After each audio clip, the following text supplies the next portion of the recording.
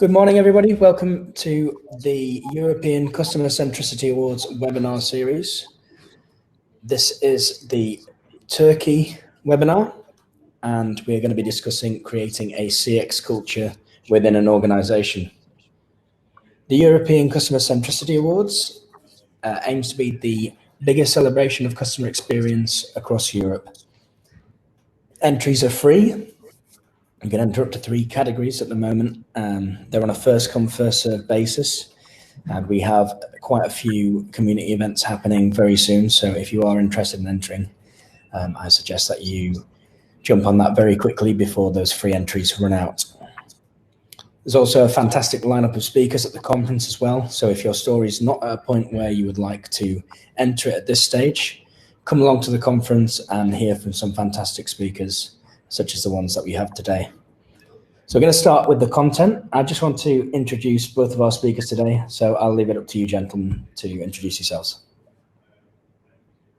So I start first. Hello, everybody. My name is Aydincan Ataberk. I'm managing partner of Ethnogram, also the co-founder of the company. We are providing ethnographic research and service design services to our clients. We are working with major national and some international clients as well. It's been 8 years. It's a fun ride so far. I'm happy to be here in this webinar. And hello everyone, I'm Gökhan. I'm a CCXP, Certified Customer Experience Professional. And also I am a board member of CXPA, Customer Experience Professionals Association. And also I'm a founder of CXPA Istanbul Network. I worked as a CX practitioner in telecom, banking, and energy sectors for almost 10 years. Currently, I am working for Pisano as customer experience advisor. And I'm a jury member in some prestigious customer experience awards, such as European Customer Centricity Awards. And I'm so happy to be here as well. Thank you very much. So we'll get started. The first question that we have is, CX is now beginning to infiltrate the boardroom. What ways do you think are effective in quantifying return on investment in customer-centric programs? Gökhan, you want to start first? It's kind of your question. Well, of course, thank you so much. Firstly, we have to admit that we need to speak with numbers to the board. The most effective way to convince them to the customer experience projects is that showing these projects effects on both customers and business KPIs. So connecting customer experience KPIs with business KPIs is vital. And when it comes to showing these effects, I'm looking for actually 2 things. One, is this project help us to make money by gaining more customers or increasing existing customers' spendings? And 2, is this project help us decrease costs? This is important because we cannot always see the first one, and it's really hard to correlate, but we can show this project's effects on costs easier. For example, let's think you executed a project that affects bill complaints. If you reduce bill complaints in your channels, and if you know one complaints costs on that channel to the company, then you can say you had some savings on costs. So that's how you can show the effects of customer experience projects. And like I said before, speaking with numbers is the key thing. Anything to add, Aydincan? Yeah, from my side, we are seeing still too many companies investing heavily on acquisition. And for me, customer centricity, there's a leaking bucket problem where you always invest on getting more customers into your base, but the churn is always there, and quantifying it is the way to understand and put an importance to customer centricity, because obviously, in many companies, in many successful companies, those leaks are closed or the holes are fixed, and it's a way to quantify, I think. Totally agree. Yeah, definitely. And how do you see CX capability growing in the coming years? Maybe I start this time. Okay, I think the CX capability will grow with the help of the technology. I'm seeing a huge opportunity there. The AI is the obvious answer, but not only the AI. We are seeing many tools, new tools like journey analytics, very live data coming from all of the touch points. Those are making the customer centric programs are more quantifiable and more actionable at the same time. So I think the capability will grow immensely with the help of the new technologies. I'm totally agree with Aydincan again. Like you said, technology is rapidly changing, and that's how it affects customer experience as well. And I see that CX capability will grow, and CX teams and CX profession will grow too. Because I'm seeing that a lot of companies now establishing CX teams, they are expanding their CX teams if they have. They have one already, and I think it's a huge opportunity for CX professionals because it's really hard to reach experienced and visionary talents now. And with that, with technology, with that talents who can use technology very well, I think CX will really grow, and its importance will be better tomorrow. Yeah, definitely. CX team size is a good key indicator in this time. I think. Yeah, we are still seeing many companies just founding their CX teams. Already founded ones are becoming bigger and bigger. Those are all the results of the growing of the capability of the CX in the industry. Yeah, and it's not only in telecom sector or banking sector. I see a lot of companies from different sectors and real strange sectors, and they are just establishing a new CX teams because they are aware of if they want to survive in that fast changing world, they have to differentiate their products and services with customer experience, and that's why we have a lot of shining days in front of us. Yeah, totally agree as well. So moving on, what are the biggest barriers for a company to becoming customer centric? So I can go first. Okay. So I can answer that question with one word actually, and that is this is vision. Of course, it starts with top management's vision, but I'm not only talking about top management. All employees should have a customer point of view and do their daily tasks with thinking customers in their mind. People generally don't want to change their point of view because, but we have to do that in this fast changing environment. And being open-minded is so important, and that's a huge barrier that I see. A lot of people are not so open-minded, and they are not willing to change things the way they do. And that's why they are now taking trainings. They are creating cutting-centric projects, showing CX effects on people. But by people, what I mean, both employees and customers, not only customers.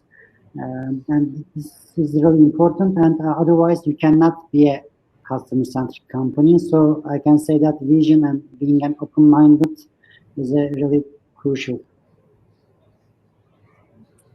Yeah, habits are forming in time, and it is hard to change. And when some things go bad, or when we are not really sure of what to do, we easily go to the old habits. And the same is true for companies. It's hard to change the usual way of doing business because it's easy to see the obvious results. But I think the biggest barrier is the time, because customer centricity is an investment for a company, and it takes some time to do it properly. It needs a patience. And for example, we are talking about Turkey. We are culturally not so patient society. We want really fast results, and we want to see them immediately. But customer centricity, as I said, takes time. It's sure, as professionals, we can see things are changing even after a few weeks later. But that's not the quantifiable or boardroom relating to the first question. When we see result, it may take some time, but it needs a bit little time and patience. Yeah, I totally agree that because if they have vision, they can see that customer experience investments will have a huge gain for them in long term. But as you said that the most of the people looking for short term results and short term benefits, and it's not always. You cannot always show the short term benefits of customer experience projects. And patience is really important. But when you are being a patient, you can see the results, not too long term. But I agree with that time thing, and we are not patient as a Turkish culture. Yeah, sales are always important, and KPIs goes to really quick results always. That's what I was talking about. Yeah, as I said, as professionals, as experienced professionals, we easily can see the differences, and then the results are coming in. But maybe there might be some midterm goals to do such kind of programs. Another barrier just came up in my mind when you were talking, which is organizational silos, because every department has their own goals, their own targets. Like you said, sales has their own sales target, but when that departments are always thinking about their own targets, maybe sometimes they can miss customers and they can make customers experience bad. And that can be a barrier, because when you try to change something, and when you try to be more customer centric, you have to start with that KPIs and targets that people are following, and try to achieve that too. If you don't have customer centric KPIs or targets in the organization, a lot of departments can just only follow their own targets and goals, and at the end of the day, you cannot create customer centricity in the company at all. Yeah, I totally agree as well. We say sometimes you need a North Star to follow as a company, right? Mm-hmm. Yep. I think we can move on for the next one. Yep. Mm-hmm. So do you have any good or bad examples of companies, industries who've invested in customer centricity programs? So maybe one good and one bad from each. If you obviously don't name the company, but Aydincan, do you want to start or? No, I give you the word. Okay. Okay. I have some good examples, and that's why I can give the name. I think name of companies. So think this profession, that customer experience profession, started in telecom sector in the world and in Turkey as well. So I can say that Turkcell is doing a great job in the company, and that customer experience team is doing a great job. I know they are having customer centricity programs right now too, called Müşterim için varım. That means I am here for our customers. So also I managed a customer centricity program in my previous job at Enerjisa. It took 1.5 years and we had great success. I think creating this kind of program needs 3 steps. First one, awareness, creating awareness in the company. Second one, ownership. And third one is inspiration. So trainings and projects like CX News or CX Talks, like the trainings, can create an awareness in the company. That's okay. And that must be the first step, by the way. But for customer centricity, you have to do more. People must be a part of these CX projects, and you need to be ready. I mean, customer experience teams need to be ready to give credits to project teams. Otherwise, you cannot take that people's support. And like I said, organizational silos are really barriers for the companies. So CX team shouldn't take all credits. And after that, we need to look for CX stories or case studies in the company that we can share them with all people, all employees in the company to inspire them. So that strategy, that steps worked in Enerjisa, but you need to find your own solutions, own projects for your company, and maybe you can take strong steps and learn from best practices. Maybe you can take consultancies as well for creating this kind of company culture. I think that's all. And they are really good about investing the customer centricity programs. Yeah, I want to share my experience with this question actually before giving any bad or good examples about companies. The question have this sentence: who have invested in customer centricity programs? I've not really seen any bad examples, like really bad examples in investing heavily in customer centricity programs, because customer centricity programs is always paying off. But there might be some not so good examples and some really great examples. I can change the question a bit. So I've seen those. I've seen as an agency side, I'm not working inside the company most of the time. I'm working as a consultant. So when the division is taking from the CEO, from the boardroom, the customer centricity program always goes really well and really fast. But when it's left to the customer experience team only, as Gökhan have just said, it's only rest in their job. It becomes something nice to have. They're always thought of at the end of the project. Okay, we should do something for customer as well, kind of approach.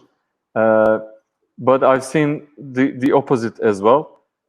When the program is really articulated from the CEO, it's really where customer centricity really start to shine, and the different teams get the ownership of the program, and then they are starting to see some results. Fiat, one of our clients, might be a good example in this case. When we started working together 6 years ago, and the customer experience team was just founded, or it's been maybe a year before us. We started by taking the customer voice inside the company, and then things started to change. Now we are seeing really good programs, co-creation sessions with customers, even designing the car from the scratch with the customers is a thing now in Fiat, which is very nice thing. Maybe I can add Empara to here, because I totally. I think when someone asks me about which company is the best in CX in Turkey, I answer that with Empara. They really disrupted the banking industry, I think. And in like 6 years now, they have 1.5 million customers. They are really customer centric, and you can reach the customer representative when you call them immediately on the first menu, and you always know that when you reach someone from Empara, your problem will be fixed, and that makes me really feel trusted to Empara, and maybe I can add them to here. Yeah, totally agree. I give kind of same answer as well. It's a good, always a good case study in Turkey. Right. In terms of the bad examples, do you have any industries or sectors that are struggling with investing in customer centricity programs? Maybe insurance sector. I didn't work in insurance company, but I can say that I saw that they wanted to try to do some customer centricity programs, but like I said, that vision and open-minded employees are really crucial.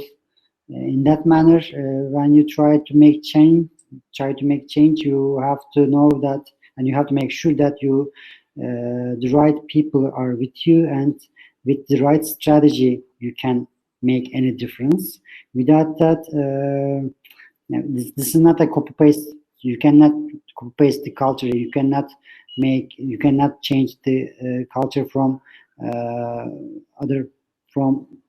sales centric or revenue centric to customer centric. You cannot do that with copy paste best practice solutions. You have to do this on your own, and I didn't see any insurance companies around the world that make really good customer centricity programs and that really change the sector yet.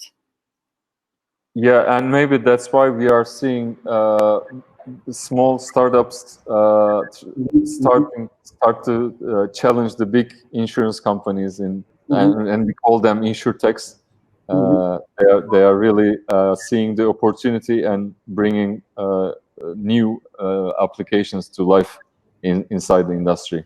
Yeah, actually, banking sector was that too. And Empara just came up and disrupted the sector, I think. And it's really close to some, like you said, fintech company that will be in the business and disrupt the other big insurance companies in the future. Yeah, actually, by the way, I'm working with an insurance company right now, and I am seeing the will to change, but the traditional ways of doing are still there, and it's really hard to move and hard to change. But there's a will. I can say that. And what happened to banking industry will definitely eventually come to the insurance industry. I agree. Okay, moving on to our final question. In regards to the experience economy, we can see that products and services are all becoming the same, all becoming commodities. However, do you think the experience will be the biggest differentiator? Aydincan, you can go first. Yeah. Okay. That's the trend now we can differentiate now between what is product and what is a service. It's even it's no meaning to tell something a product or services. Those are all becoming commodities, definitely. And the experience is really the biggest differentiator in all of this, because technology also bringing sectors and companies to the same level. So everybody have the same tools. Everybody have the same applications, same tools, same approaches. So what start to differentiate in the mind of the customer is the experience. And when everything is the same, you can only feel the emotional side of it, and which comes from the customer experience, actually. Yeah, I think customer experience has already the biggest differentiator, and that's why companies are focusing this more than ever, and that's why we are doing this webinar series, and that's why there are a lot of awards programs and CX masterclasses, CX trainings as well, and I think the lines are much more faint. I mean, every company can be a competitor for any company, and this is nice, not a nice to have anymore. You have to focus customer experience. This is a must, because because customers' expectations are getting higher and higher when some company is focusing customer experience and do things differently. For example, when Amazon send a book to me in 3 days from USA, and I'm expecting that speed from all companies, regardless their sector or situation or the country they are operating. That's why customer experience is the biggest differentiator right now, and its importance will be better and will increase in the future. Yeah, totally agree. So we can say that let's say Vodafone's competitor is no more Turkcell. Yep. It's also Netflix right now. It's also YouTube. So content creation, the consuming of the media, all of this stuff, and customers expecting the same results and same interactions and same emotions, regardless of the sector or the industry they're in. Yep. Yeah. Okay, thank you very much. Do any of our attendees have any questions for these gentlemen? If you'd just like to write in the chat box on the bottom right-hand side of your screen.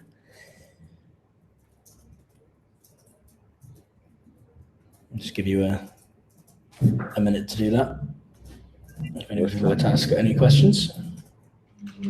In the meantime, this is the third in the series of webinars with some fantastic speakers.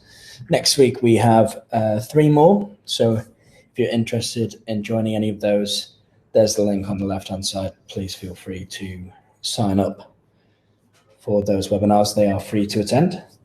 Also, this webinar will be put on our YouTube channel as well, youtube.com/ArcetGlobal. It doesn't look like we have any questions coming in. So thank you very much, gentlemen, for your time.